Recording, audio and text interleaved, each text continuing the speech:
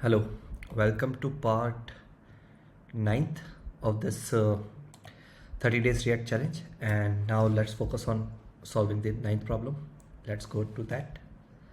Meanwhile, I'll connect my AirPods. Not sure why it is not connecting easily. Okay, it is connected.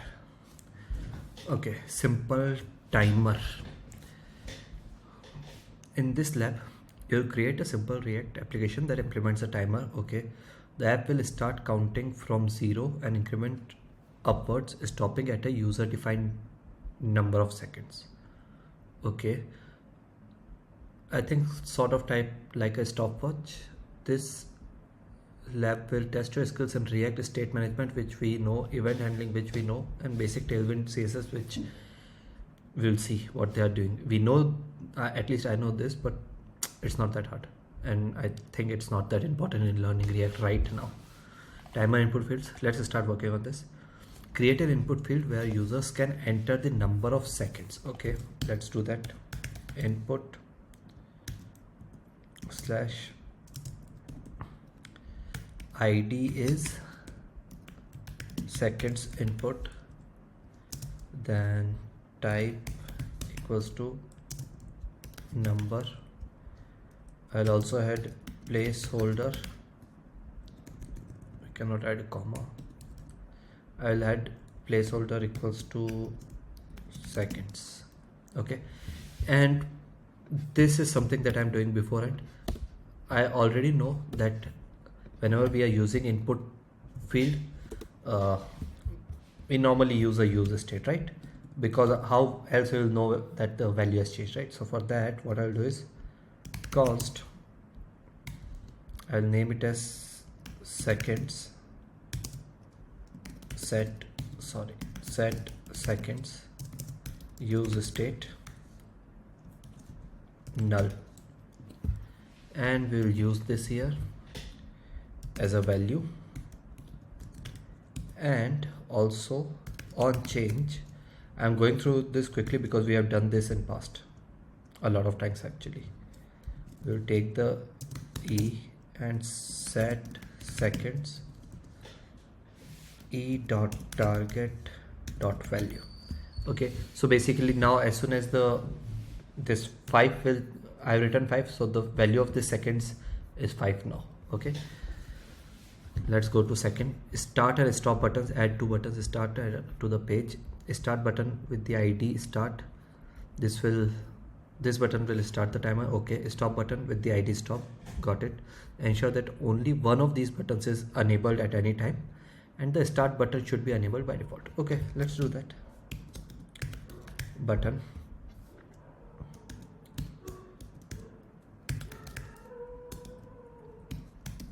start ID should be start. Let me save this. This will fix the indentation. Yeah.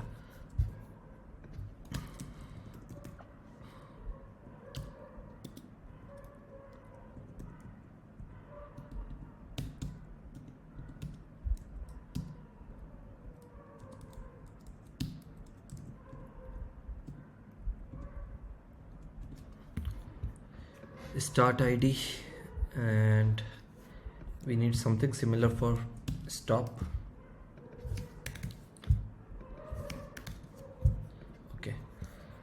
Okay, they are way too close. So they have mentioned that we can use Tailwind, right? So I'll use very simple Tailwind. Margin 2 of all the side. 2 means 4 into 2, 8px basically. I'll add a border to make it look correct. Border black. Let's go it simple. Okay, padding px 3, py 1, something like this. And now we are doing it, so let's do it rounded. I'll add this to this as well as this also. Start here, stop here. Great. Now what else they are asking? Okay, we have to keep start as enabled and that at disabled, the other button as disabled. So let's see if we can disable it. Disable true. Let me try it. This is enabled and this is also enabled. Let's try false. Okay, sorry, disabled.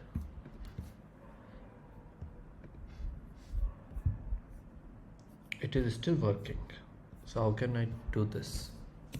Will this work? Now it is disabled. Okay, so basically we can use this to disable. So what I'll do is I'll create a const. What should I name it? Disable start. Disable stop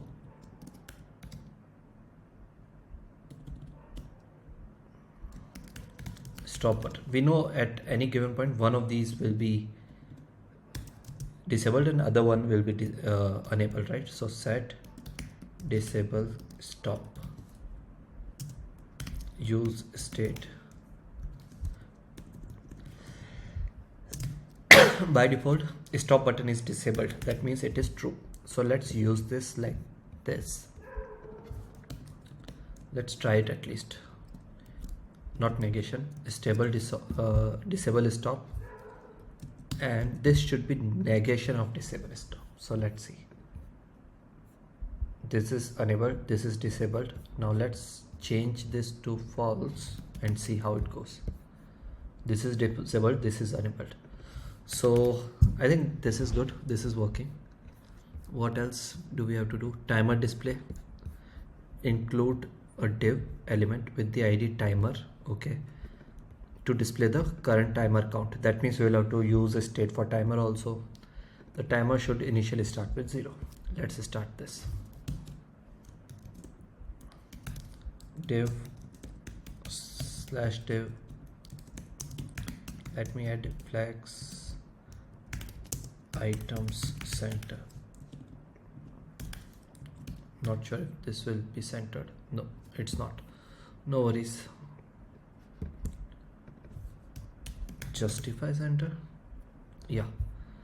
And text large.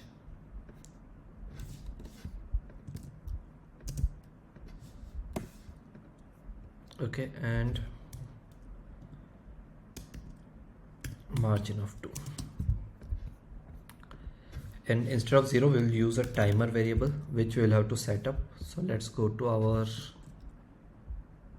this const timer comma set timer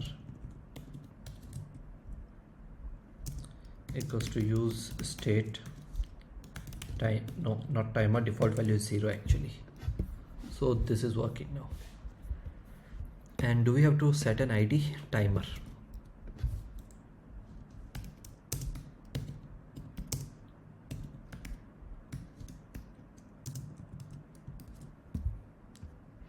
Okay, so we have done this much. Let's understand. I think this will start the timer and this will stop it, something like that. And we'll just show the timer here. Let's see. Implement the functionality for the start and stop buttons. Clicking the start should begin the timer, that's correct, and disable the start button. Okay, so if the timer is running, start button should be disabled and stop button should be enabled. Okay, so we will just have to flip this disable stop. Clicking stop should pause the button. Okay, pause the timer, it will get complicated, and toggle the button states back. Okay, styling with this, we are not worried about that. Okay, if the user input is 5, we have to go to 1 2 3 4 5 and then stop. So this means that I will have to use set interval to run a particular code after 1 second. Let's do this. On click handle start. Let's start this first. Function handle start. Right now I'll just focus that if they have started, this button should get enabled and this should be stop disabled, and at the same time there should be some seconds, then only it should happen. So if seconds, if negation of seconds, that means seconds, this value is empty, then return. Okay, otherwise what we will do is set disable stop, and we will write false. We don't want stop to be disabled now. So let's run this. Right now this is enabled, start is enabled, and this is disabled. That's great. Let's write 5 enable disabled. Okay, when we click on it, sorry, now this is disabled, start is disabled, and stop is enabled. Great. And what if we write 0? Sorry, now we will have to fix it again. 0 start, now start is enabled, and this, so we will have to add one more condition, and seconds is less than 1, because we want at least 1 second. So let's refresh. 0 start, not end actually, or this should fix this. 0 start, and we can see it is still enabled, start is still enabled. Great. But if we use 5 and start, now it is disabled. So first task is completed. Now we can implement the stop one. So let's handle that. If you think step by step, actually it becomes really easy even to create big projects. If we think of a project as a really big project, then at that point only it is hard to implement. If you break it out into small building blocks, it becomes really easy. Maybe not the best optimized code, but my approach in any code is general, is that you should first implement the functionality, then focus on optimizing it. 5 start, and now stop, and it has stopped, and this. Great. So a lot of task has been done. Now we will have to set a timer. So for that, what I will do is, we have this timer. I will run a code which should work after every 1 second until it has reached this maximum value of seconds that user is used. So for that we can use set interval. In that there are 2 parameters that we have to pass. First is a function, and second is timer, after which this function should get called. So after every 1 second, whatever we write in here will get called. So let's do this. Set timer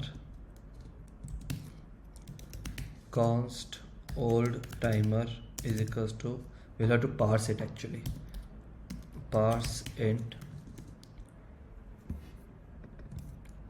this timer, and now old timer plus 1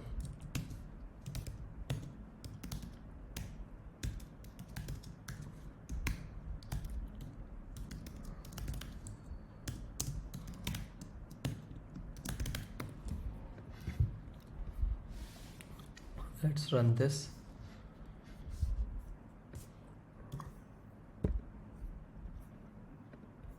It is changing to 1, but after that it is not changing, it is stuck.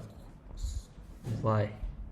A component is changing an uncontrolled input to the controller.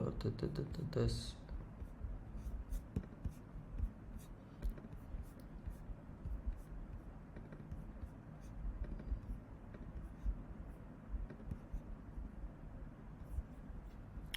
why is it stuck?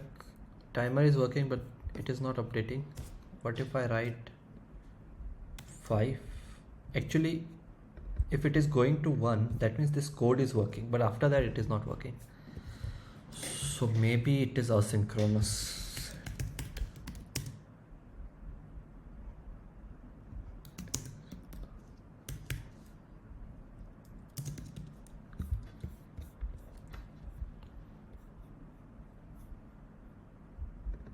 Okay, set timeout and set interval are asynchronous. Okay, which makes sense. My Android days helped me in this. So now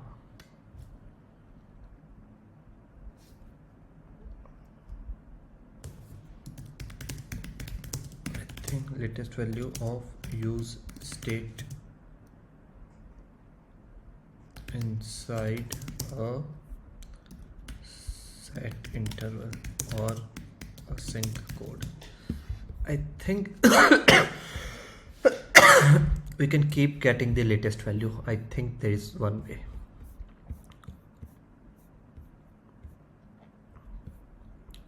Yes, this one.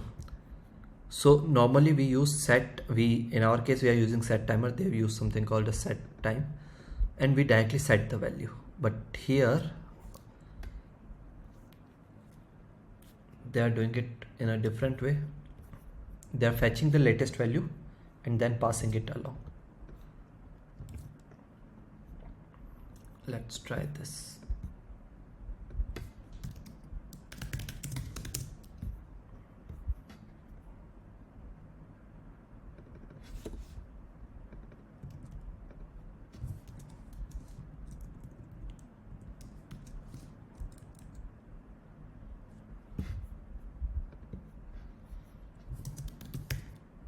Return or not, I'm not sure.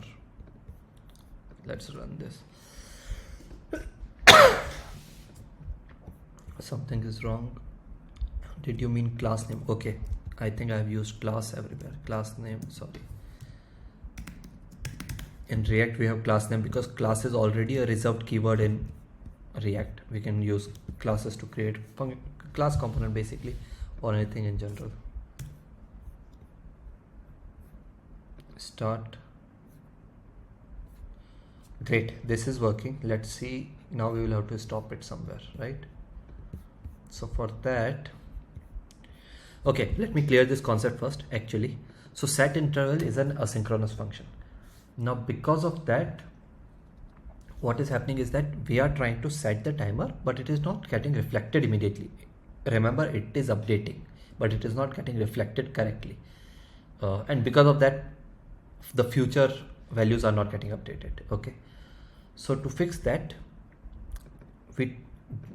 if we write this type of code, it means that you are fetching the latest timer value first and then you are doing whatever you want to.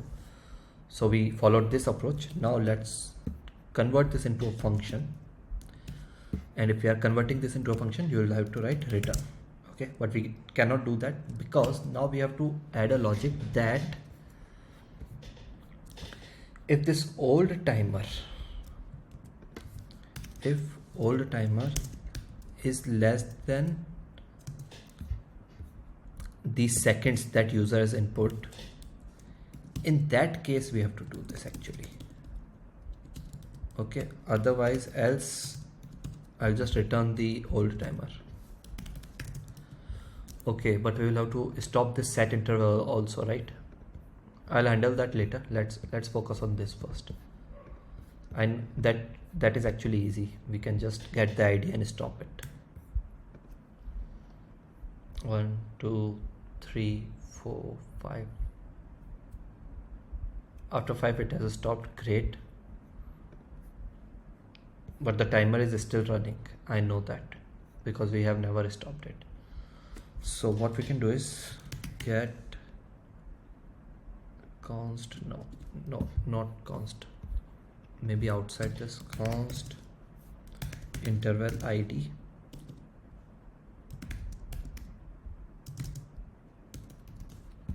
not const, sorry, we have to update this. So let interval ID.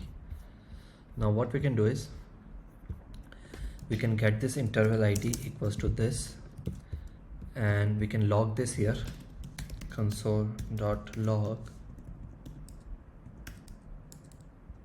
interval ID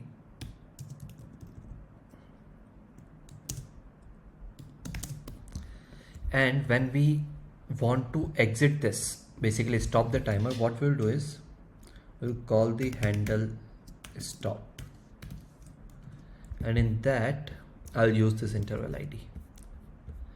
inside handle stop we are changing that. At the same time we want to stop the timer. How can you stop the timer? You can use clear interval, and in that you can pass this interval ID.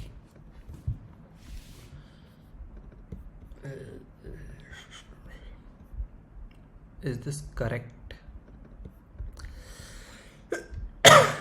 Let's try this. Actually we don't have to return this. No, we have to return this so that we can get the latest value, but we have to set it also. No, when we return this, this entire value is equivalent to this function, which means set timer is getting updated. Yes, that was correct. And old timer is same timer, so it's fine. Let's try this. And we will also have to add one more thing. Console.log timer old timer, because we will have to make sure that it has stopped. 5 start 1 2 3 4 5. It is working till 4 5. Okay, and after that there is no timer. That means it is working. So let's get rid of this. Let's stop this. Now let's refresh and see what all errors we are getting. What is this error? DOM property, did you mean class name? But it was cleared, right? Where did we miss? Class name, class name, class name. Okay, this class name, got it. Let me get rid of this. Now let's refresh and see this. Refresh. Another error. Okay, prop on input should not be null. Consider using an empty string.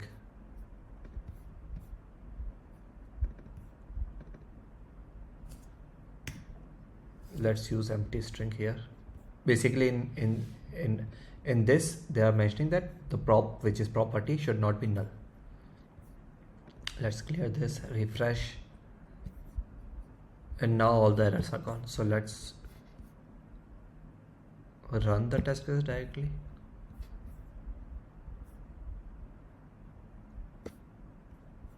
All the test cases passed. Great. So that's it for this video, and it was a nice problem actually. Let me give this feedback. It was actually nice because it was in easy category, but I had to use good brain.